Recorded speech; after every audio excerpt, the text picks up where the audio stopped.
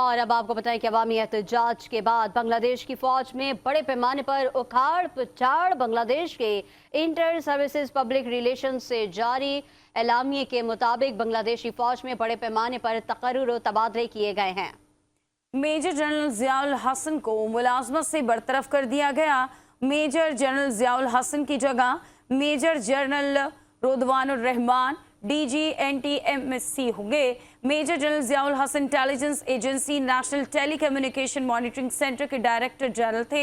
Agency मुल्क की सूरत हाल की मॉनिटरिंग की जिम्मेदार है। इस एजेंसी को ईमेल्स और सोशल मीडिया अकाउंट्स की निगरानी और फोन कॉल्स रिकॉर्डिंग की भी इजाजत है।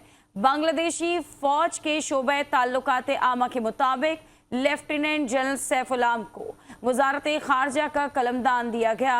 Lieutenant general Mujibur Rahman GOC army training और डॉक्टराइन कमांड होंगे।